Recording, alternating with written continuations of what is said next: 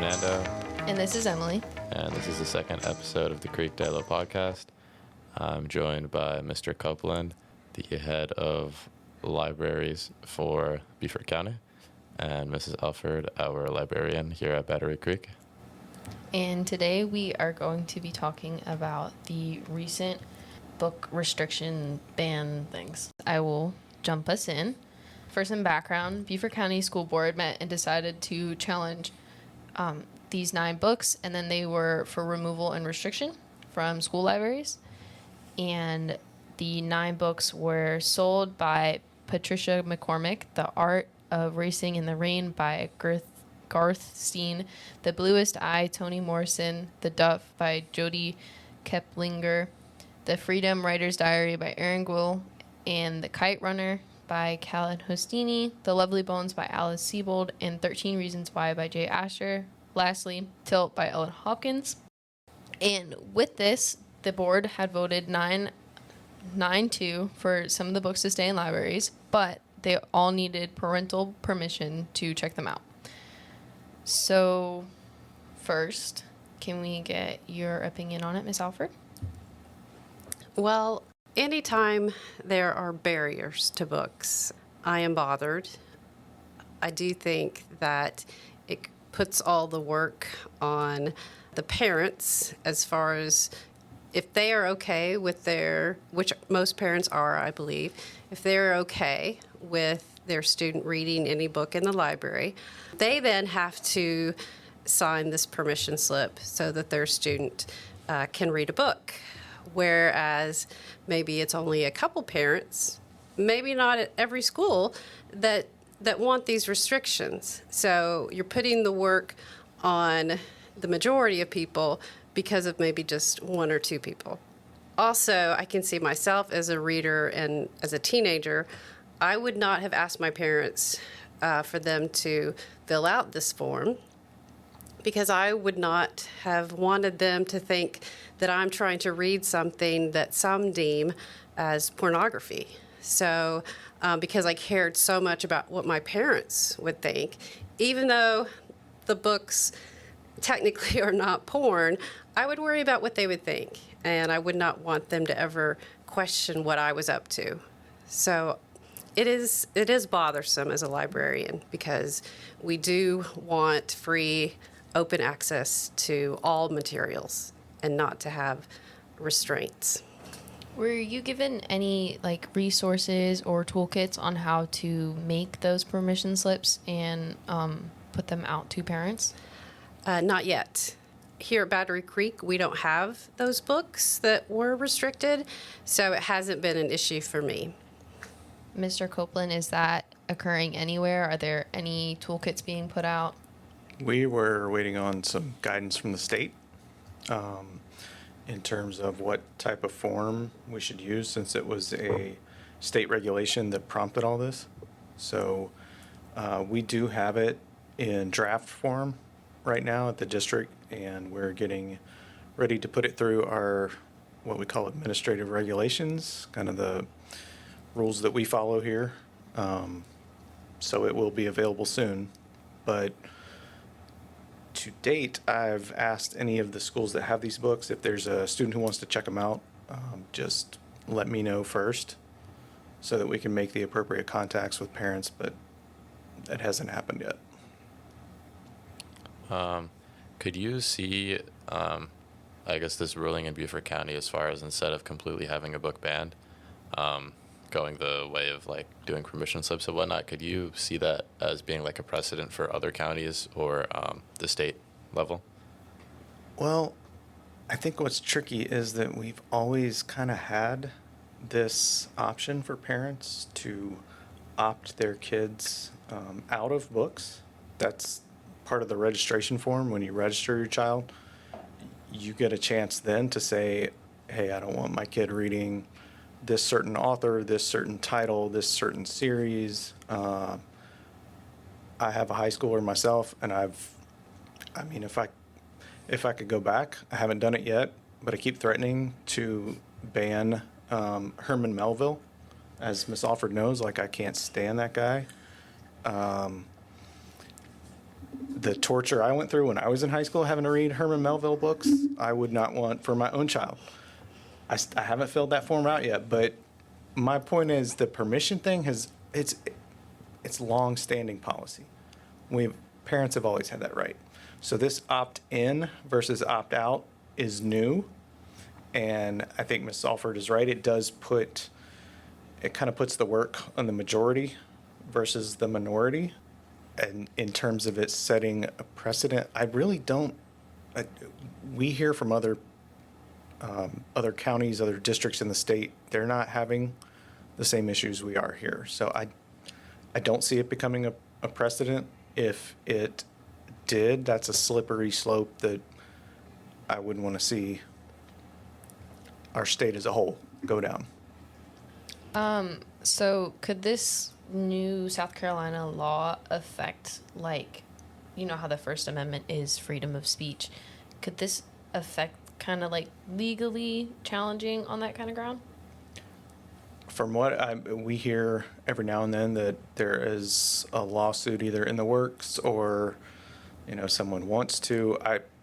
What's going to happen with it, I don't know. We hear things all the time. So far, they're just rumors. But yeah, it could happen. Okay.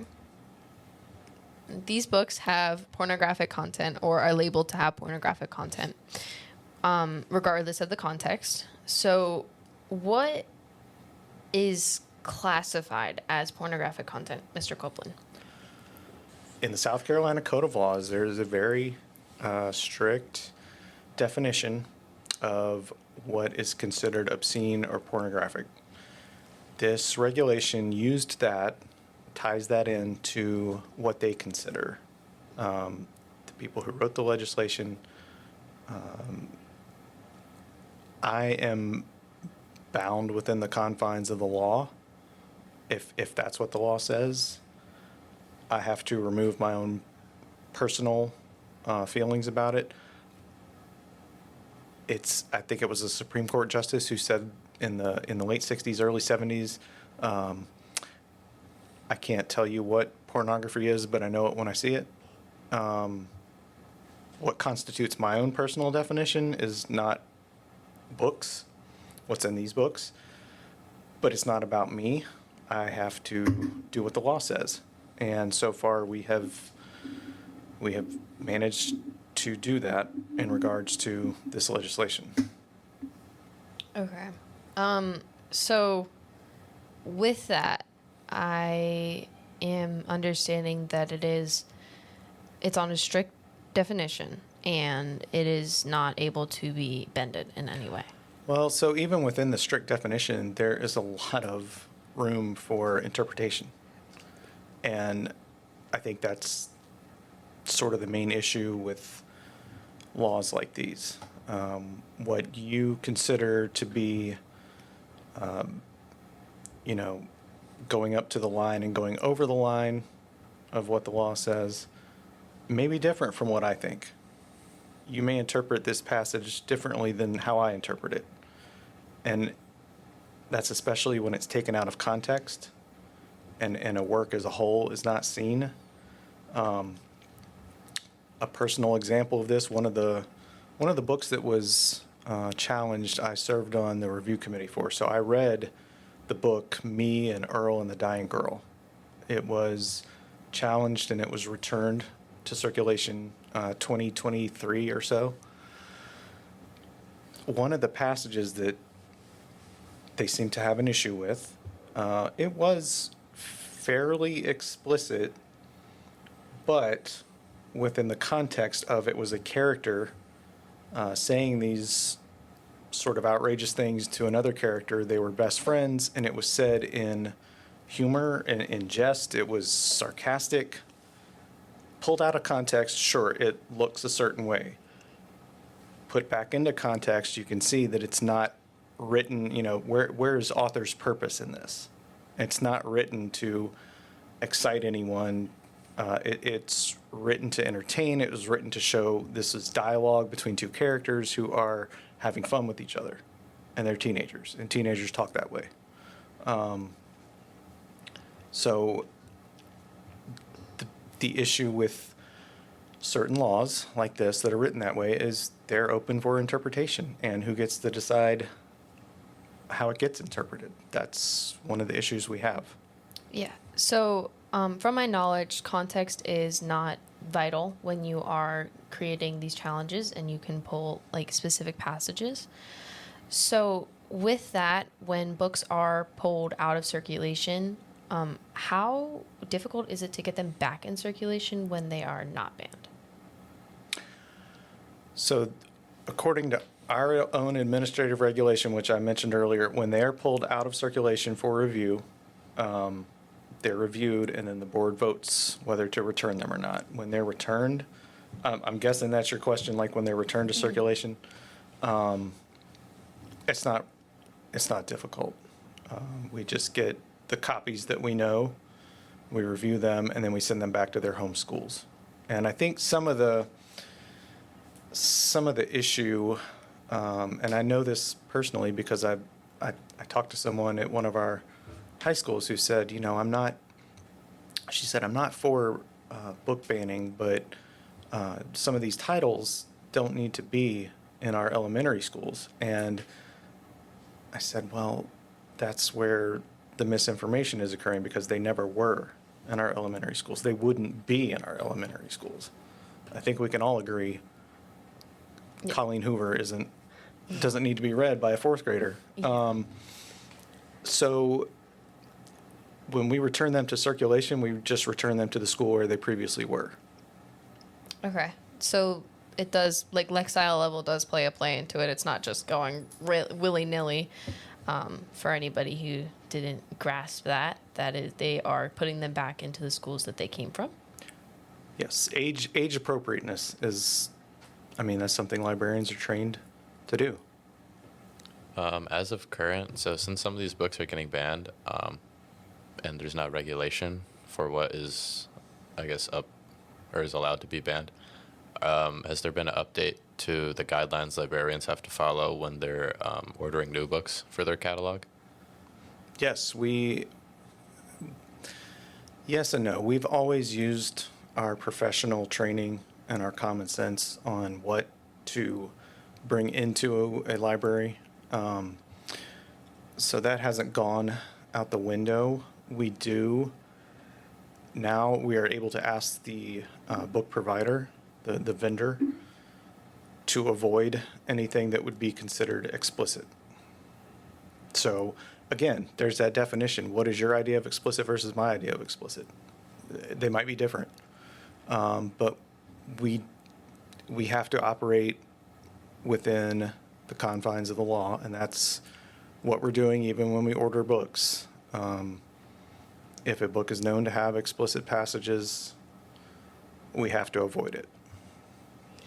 Yeah, it's hard because as a librarian, you tend to want to operate full steam ahead the way you were, but knowing there are bans out there, you do find yourself censoring, or you have that battle of wanting to have the freedom to operate as the professional you've always been, but then there's a fear, and so then that can cause a librarian to censor books. So that's another factor that hasn't been thought about, at least, by the general public. Is there any regulation that librarians or teachers in general are not allowed to share the list of banned books, or share that this book is banned and a reason behind it? Is there anything that could get a librarian in trouble for doing that? Well, our district just has those 9 titles that we have removed, and we do make that information available. Mm-hmm. And then the state has also removed 21 titles, which they have made available, which then filters down. So the way the legislation is worded is, if any of these books are part of a school catalog or in a school classroom, then that's right now, that's against the law, what the law says. If a student happens to have their own personal copy, we can't control that, so we would not be bound by the law in that case. I don't know if that answers your question. So teachers, or I guess librarians, speaking about those books or informing people about those books, they are not legally prohibited? From speaking about the books? Okay. No. Okay. So with that, what are some ways that librarians and teachers can advocate showing these books that are being banned that would still be in the legal bounds outside of like normal promotions? It's tough. That's a good question. One of the books I felt strongest about was The Perks of Being a Wallflower. I thought that was a phenomenal book. Didn't think there was any justification for it being removed. But I'll be honest, I read it, I don't know, probably 15, 16 years ago. And the takeaway from it that I remember today in 2025 is how relatable some of the characters were, the development of those realistic characters, and the humor. I thought it was a really funny book. I think the author's funny. I don't remember the explicit passages. I couldn't tell you. But all I can do now in terms of talking about that book, I can tell you how great I think it was, and then I can say, hey, go find it at the public library, because we don't have it in our schools. What else we can do to talk about it? We can, on a larger scale, you can talk historically about censorship. This is not the first censorship movement that has occurred in America or other countries.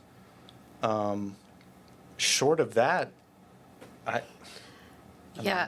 Banned Book Week is next week. Right. And that's a big holiday for librarians. And I've always celebrated in some way, even when I was at a middle school. So yeah, that seems like the time to talk about it. I think students need to know what books are being censored or banned. So a lot of times, those are some really good books, maybe some of our best books. And I think it's important for them to understand the issues, of our reality. One question I had was, what was your initial reaction to when all this started, considering you were, when this started, just a librarian yourself, and now you're kind of the one that has to enforce these rules that are being enacted? That is a great question, and I do remember when this first started, my principal came and said, they're coming for librarians over these books. And she said they'll just have to lead us both off in handcuffs together. And I thought, wow, is it really coming to that?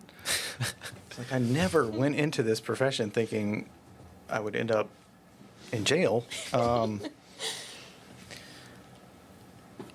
The first thing I did was look through, so there were a list of 96 or 97 books. I looked through the catalog and saw how many we had, and saw that we had quite a few.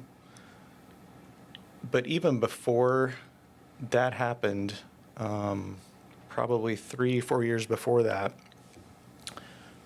we were told that district wanted to know about a certain book. It was called Denton Little's Death Date. And we were told to remove it from the shelves because it glorified, maybe. I don't know if it was glorified suicide or something like that, but we had a copy. And we were just told to remove it while it was under review. And my first question was, well, who's reviewing it? Whose idea? And it had gone home with a student at one of our Bluffton or Hilton Head schools. And a parent had issue with it. And I remember being just as irate as I can get. And by the way, this is me irate as well. But I was internally worked up over the idea that I was supposed to pull a book because someone there had an issue with it. So when the list of 96 books came out, that was again my first thought. But looking back through like a historical lens, like where we are and how we got to be here, I'm not sure what else we were supposed to do. You're trying to avoid a major blow up, and you are trying to review the books to do your due diligence. So the first thing I did was sign up to be part of the committee. So I served on seven review committees. Every time I was there, I saw another librarian, at least one, if not 5 or 6 others, doing the same thing. Teachers, administrators, everyone was in to make sure that we were doing this right and doing justice to these books and these concerns that the parents had. Because, you know, we serve all of our stakeholders, so we wanted to do what was fair to both sides. And it took a lot of effort, but I think we accomplished that. Did we make mistakes along the way? Of course, but I think other communities have used us as an example of how to review books that are challenged. And ultimately, I think the best thing that came out of it was a reasonable approach, because there were 96 books. There were committees who said 5 of those didn't belong in our schools. That means 91 they felt did belong. So it wasn't a blanket approach. It wasn't remove them all. It wasn't keep them all. It was very reasonable and even-handed. Can you give us just a little bit more insight onto what it was like being in a review committee and what you guys did inside of those review committees? Yeah, we met at the first meeting, I think, was at Bluffton Elementary, and then every meeting after that was at Okatee. So we were each asked to review. When you signed up, you didn't know what you were signing up for. You were signing up to review a book. You didn't know which book until they sent it out to you. We would get a copy of the book that we were to read. We have, I think, maybe 3 weeks or so to read it, and then we met with other members of the committee whom we did not know beforehand were going to be on that certain committee. And in that room at Okatee Elementary at 6 o'clock in the evening would be, I think we started out doing only a handful of books at a time, maybe 5. By the end, to speed up the process, we were doing 8 or 9. So if you think about 8 or 9 different titles and a committee of 6 to 7 people who've read each of those titles, each time we met, that's how full the room was. We had criteria that we had to go through. We had to say, was this book, the phrase I'll never forget, you had to check through the criteria, and it was the phrase, avoidance of pervasive vulgarity. So in my mind, that was asking, does the book not have explicit content? To me, that's pervasive vulgarity. It's 2 ways to say the same thing. It also asked, what's the author's credibility? Is this an award-winning author? Is this someone who's well-known? We had to tie it to what's the book's educational significance. Are there standards that can be taught with this book? Are there things we can learn from this book by character development, plot? Whatever ELA standards you want to think of, does this book fit it? And that was the overwhelming majority of them. So when we had to meet, we had to decide as a committee, hey, how's your checklist look compared to mine? And there was a spot on the end of the tally sheet that said, what is your recommendation? Return it to circulation, return it only for 9th through 12th grade, return it 6th through 12th, because we didn't have any elementary books, or remove it from circulation. So I don't think I was on any of the titles that were removed. I do know there was one discussion I was there one night when they could not come to a consensus. There were 6 members of that committee. 3 thought they should remove it, 3 thought they should return it. It ended up in a stalemate, and what they had to do was get a completely different committee to come in and read that book again. So it ended up with 12 or 13 people reading it. I did serve.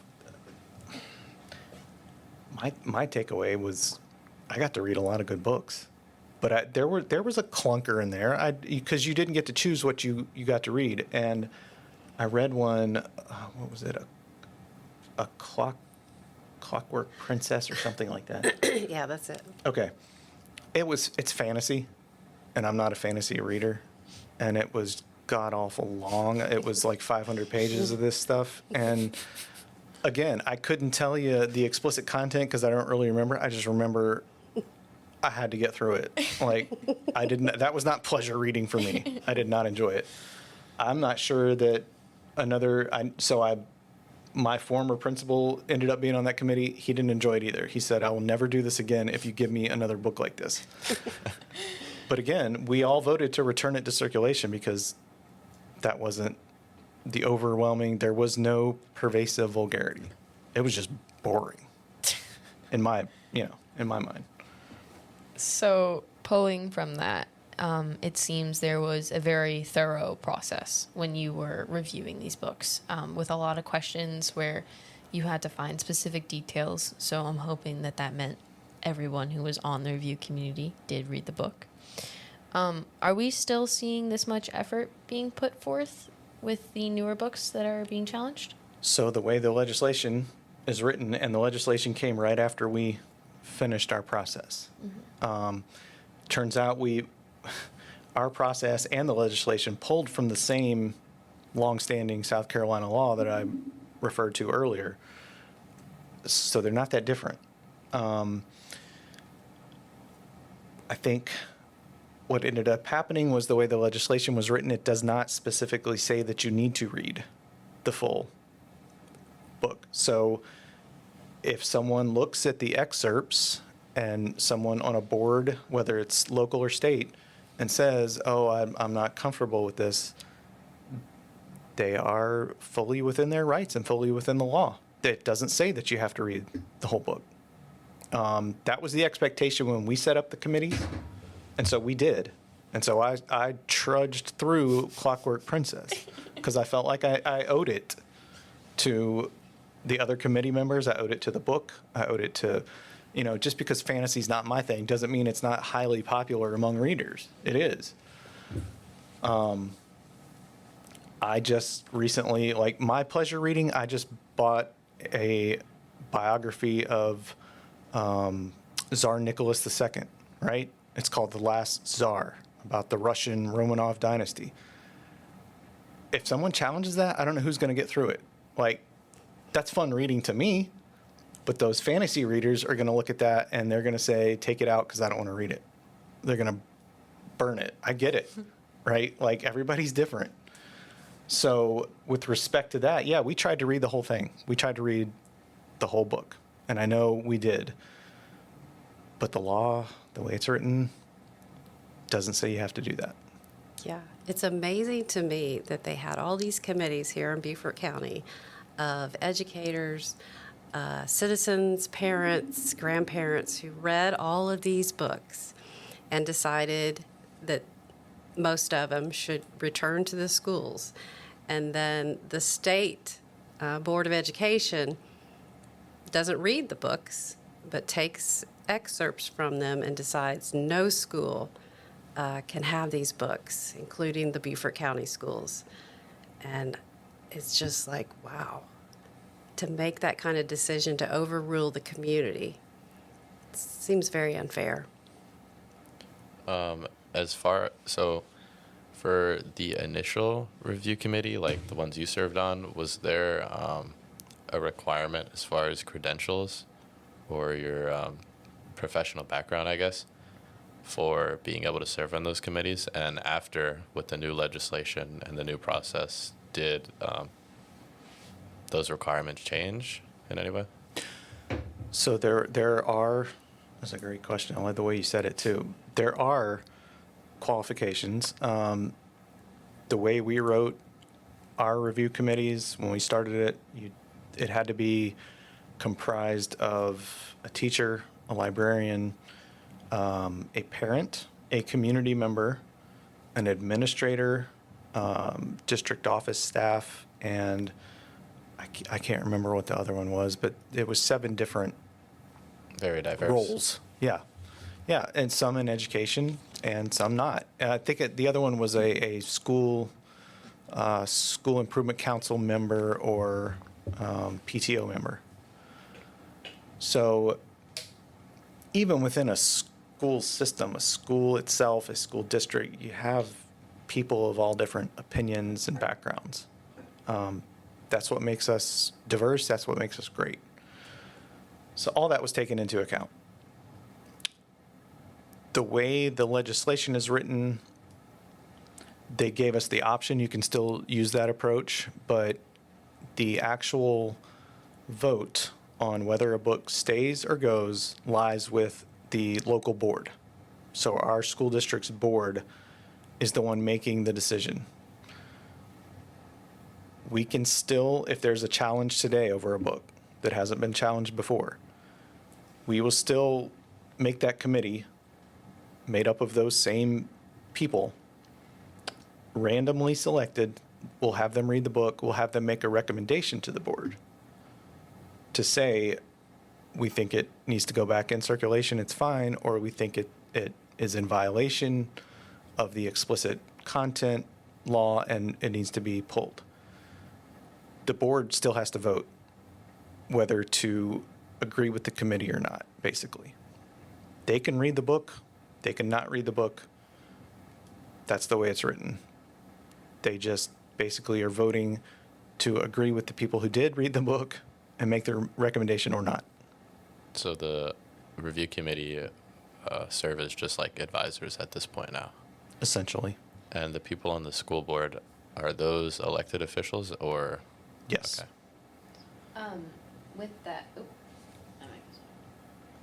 With that, can they make suggestions of like quotes that would better the view of the book? Is that something that they can put in their suggestions?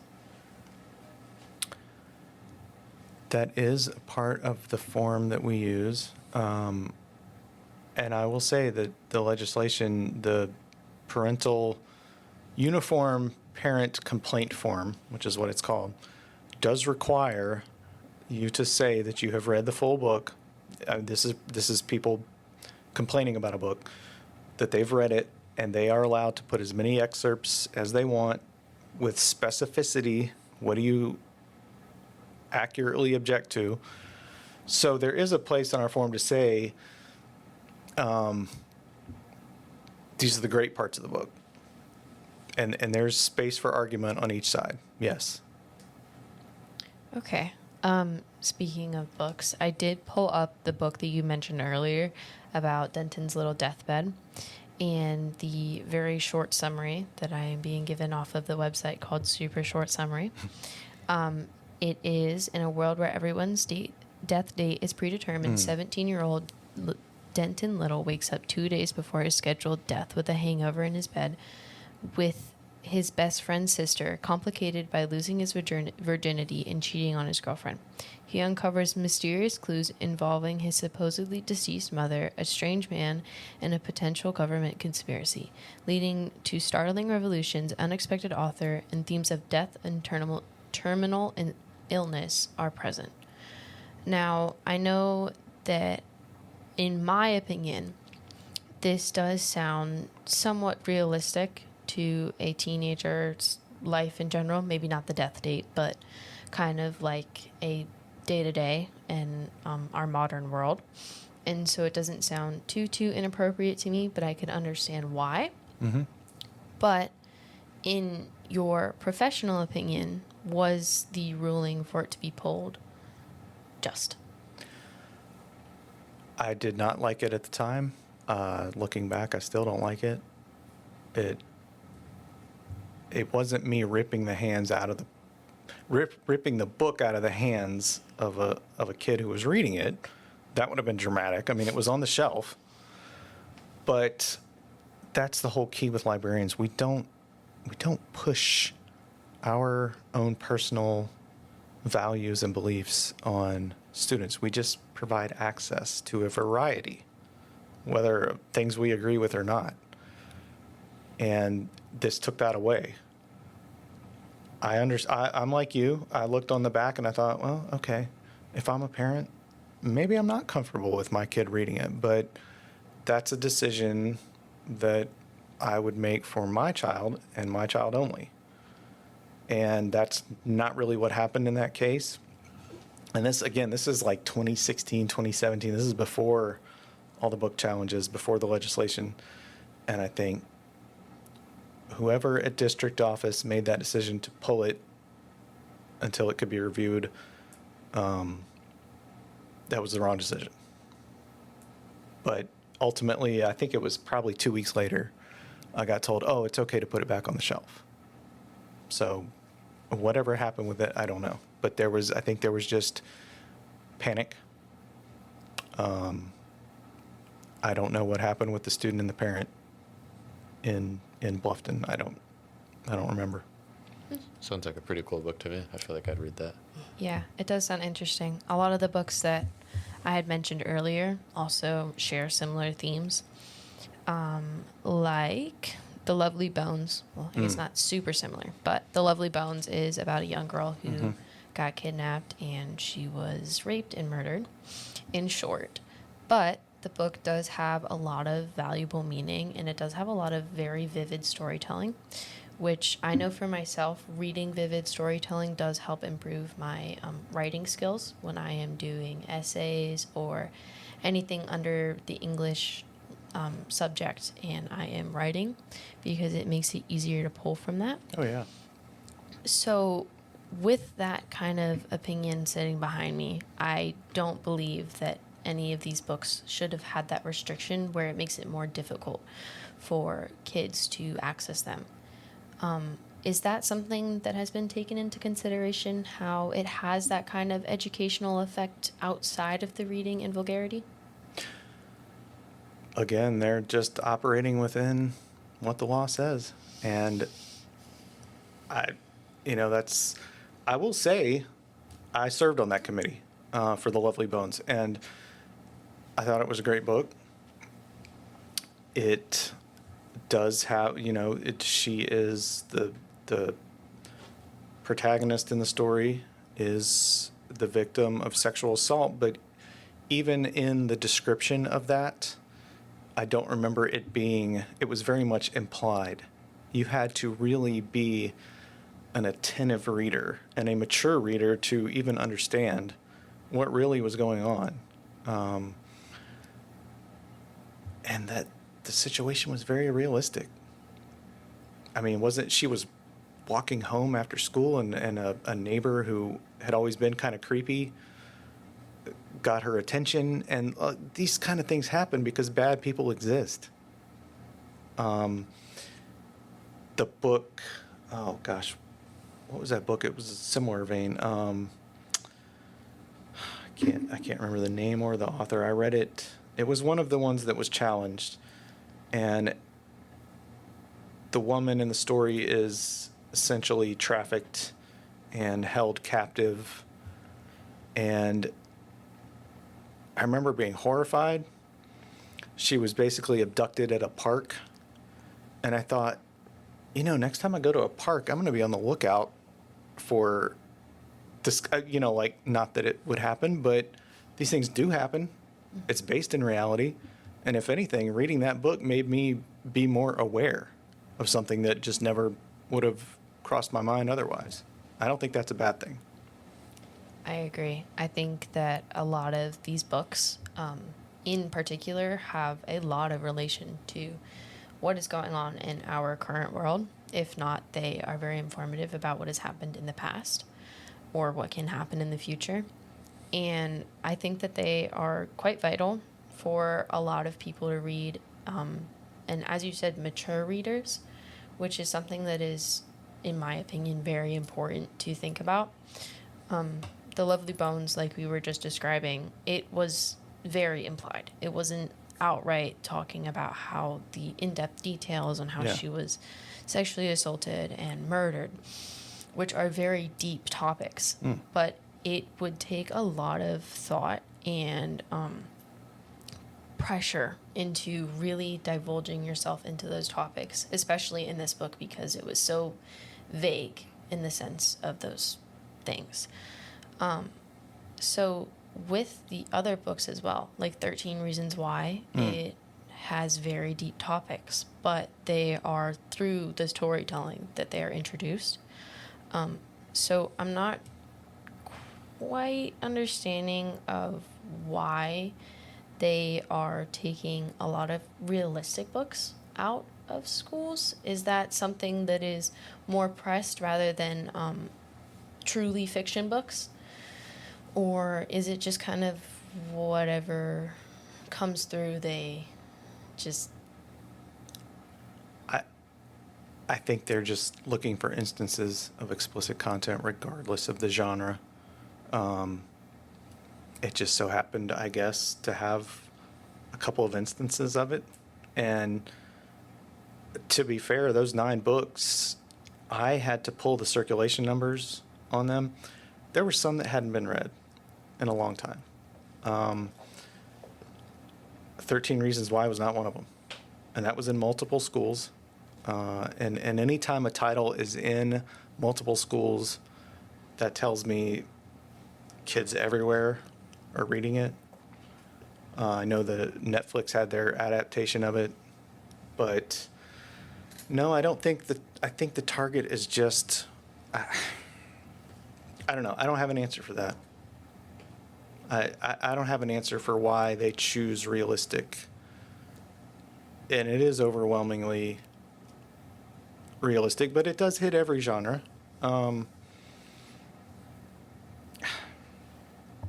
Personally or professionally, I can't tell you why. I don't know.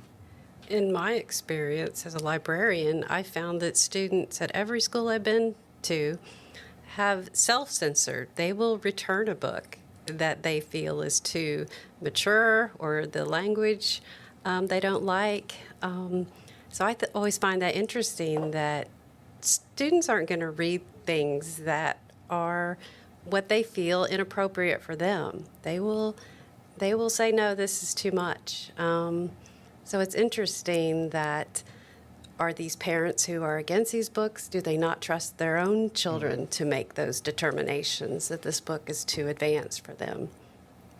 I agree with you. And to your point, like when we were coming along, there was a series of books written by an author named V.C. Andrews, and it was called Flowers in the Attic, and then I forget what the other ones were called. Yeah, there's quite a few. But like, so I had an older sister, and she read this series, and she had all the books, and I remember like her and her friends talking about like, oh, it's so salacious or whatever. So I'm like, of course, a natural kid, like I want to find out what the big fuss is about, and I started reading, and I saw where it was going, and I was like, oh, I don't want to read this. And I never finished it. I have no idea what happens. Catcher in the Rye was widely challenged and banned in the 60s. And guess what happened? Everybody who came through the 60s read that book for the same thing. They want to know what the fuss was about. Some of them put it down and never read it again. Others thought it was great. But this is nothing new. So with that opinion, knowing that everybody is going to want to see these salacious reasons and why they are banning these books and why everybody wants them gone, on a school setting, I can imagine from our school, there's not quite as many kids as we would love to know about these book bans. So they're not really looking for those reasons, but the kids who do know about the book bans and are informed themselves, I can imagine they're going out and reading those books to see why, whether it's in a school setting or not.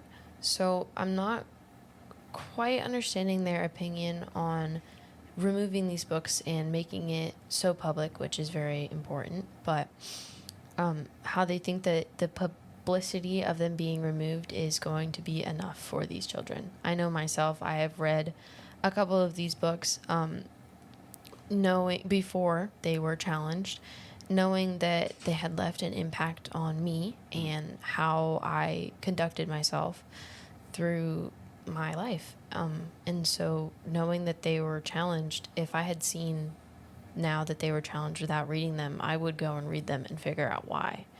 So I'm having this kind of disconnect where either way, these kids are gonna pick up the book and read it, regardless if it's through a school library or a public library.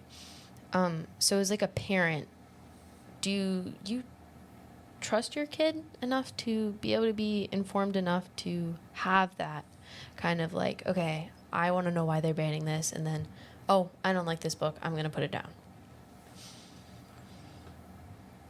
If I understood why parents make some of the decisions they do, and I'm one myself, and I don't always make the right decision for my kids, I think the issue is just one approach shouldn't fit all kids. I learned, I try to show by example with my kids. I try not to tell them what to think for themselves. I tell them how I think and how I view things. But that doesn't necessarily mean that they have to do that way. My own dad, growing up, he had a lot of what I would say faults, and I'm sure my kids are going to say the same thing about me. But one thing he didn't do was tell me how to think. He trusted me to make my own decisions, and he treated me much the same way. He would have adult conversations with me about why he made the decisions that he made, whether it was who he voted for, what kind of things he read, how he dealt with people. And I didn't always agree at the time, but I do realize now he gave me the freedom to make my own decisions, make my own mistakes, live with them. That's really all librarians do with titles, is we provide access.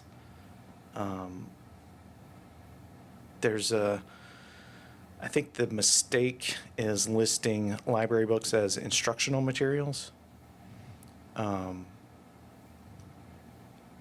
Reading for pleasure is still a thing. None of us are forcing kids to read any of these books and write us a report on what the book says and what it means to you. So, do I think eventually they'll have to rethink that definition? Yes, but again, I know you're tired of me saying it, but we have to do what the law says. I have a question. I want to go like quite a bit back, but I feel like a lot of the value in these books is what they teach you personally, Mm-hmm. and how to go about your day to day, or how to understand someone else's perspective. Yeah. And was that sort of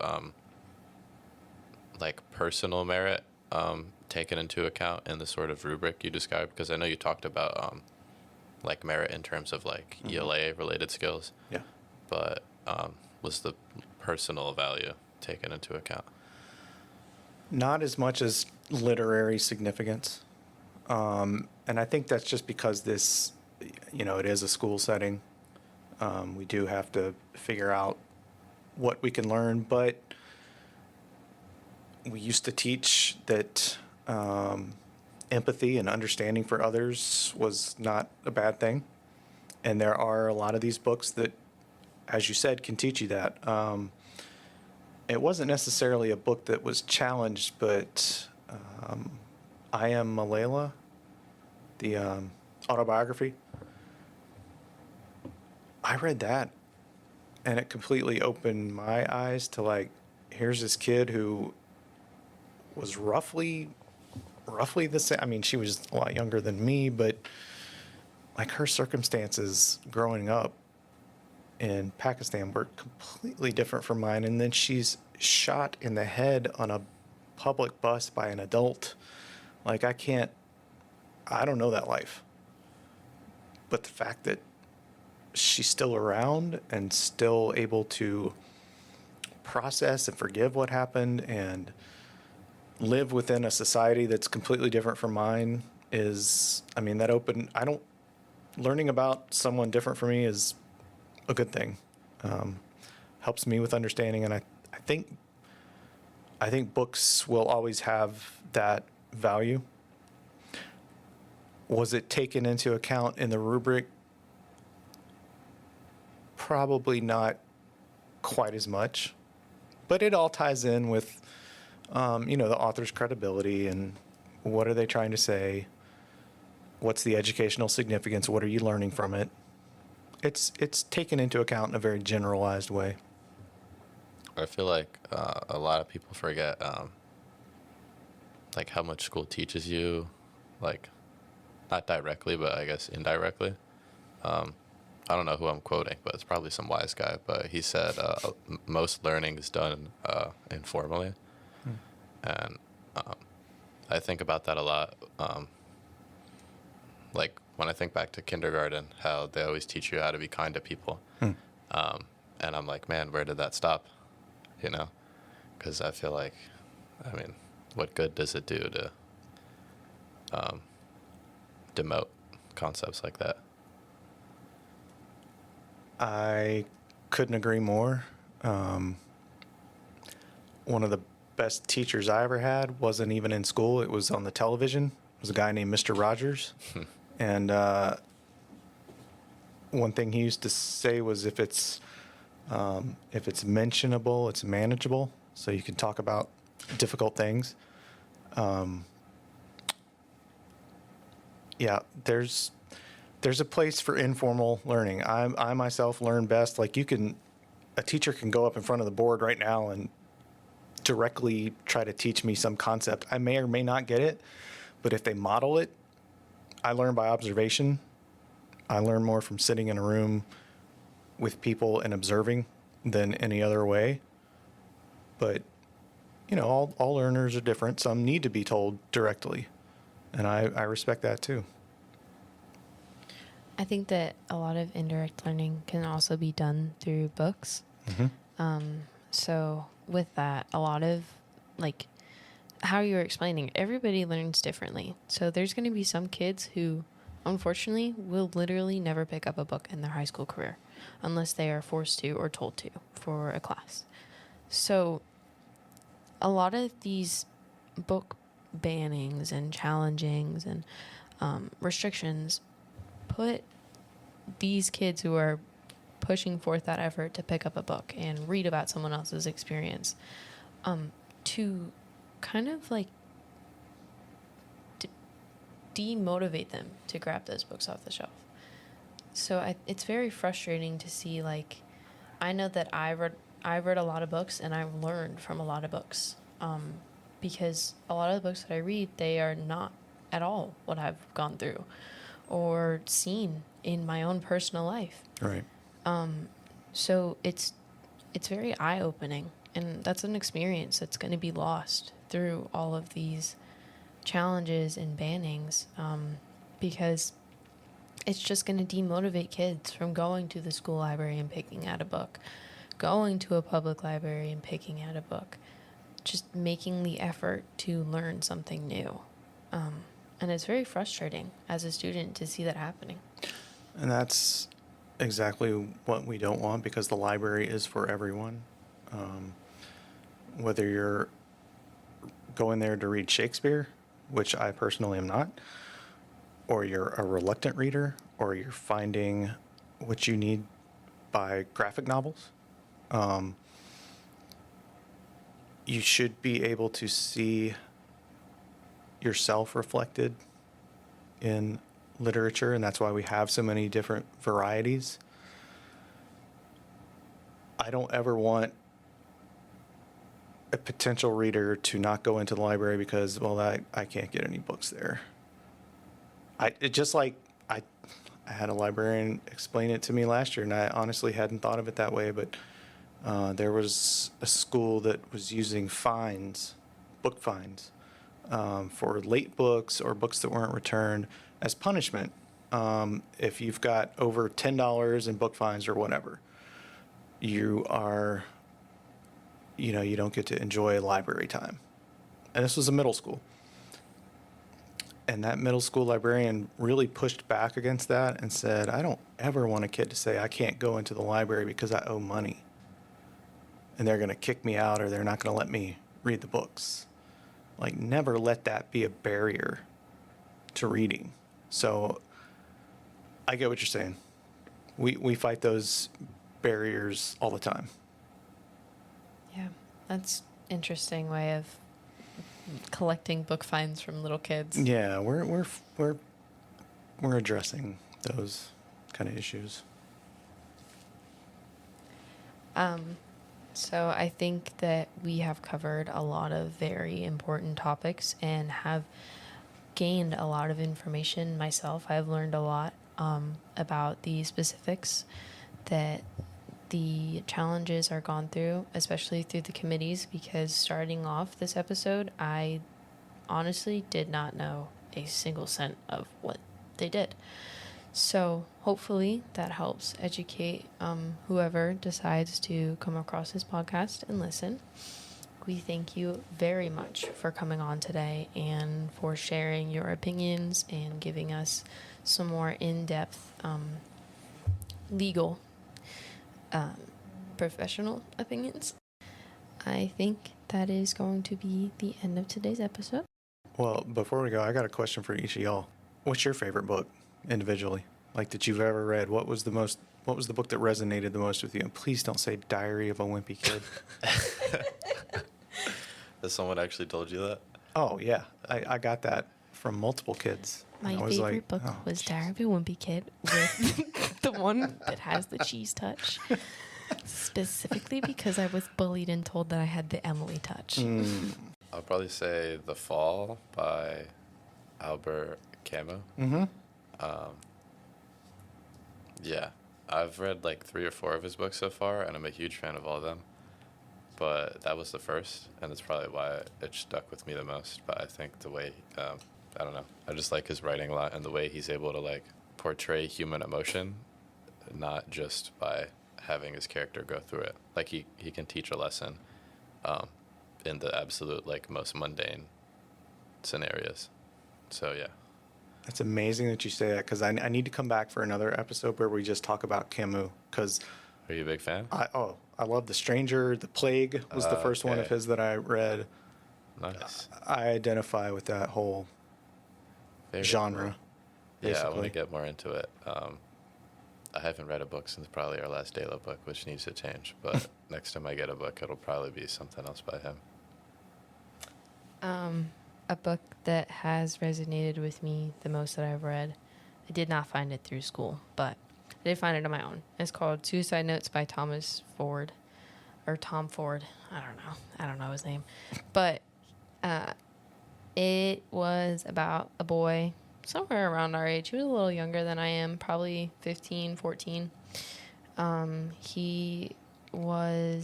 It starts out, he was waking up in a psychiatric ward in a hospital because he had tried to take his own life. And it kind of went through the motions of what it's like to wake up in that kind of situation, and what he was struggling with internally. And in the book, it kind of evolved as he thought that people around him were crazy, and he started to learn more about what they were struggling with.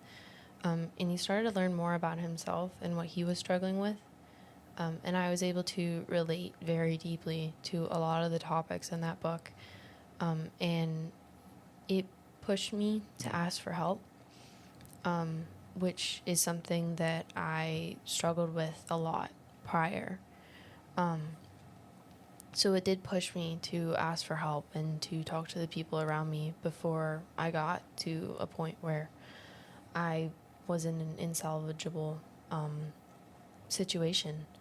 So just kind of reading what that experience was like, and learning that it's not just me feeling that kind of way, I was able to go from that and take change and make action. And it was kind of one of those books that like found me at the right point, rather than like I was searching for something like that. It just kind of came about. Isn't that amazing when a book can do that to you? Like you would almost say it helped change your life in a way. It definitely Yeah. changed my life.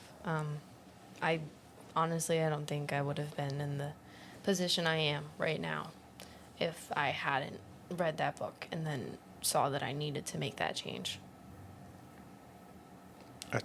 That's beautiful, and like you should see yourself like with Camus, existentialism. Yeah, right. I read about that. I was like, God, this guy's just floating through life. Like that is me. That was me at that point in my life. Some would argue it still is. But that's beautiful. I love it. That's what books should do. So thank you for having me. Of course. I'll have you anytime. Okay. Until next time. Until next time.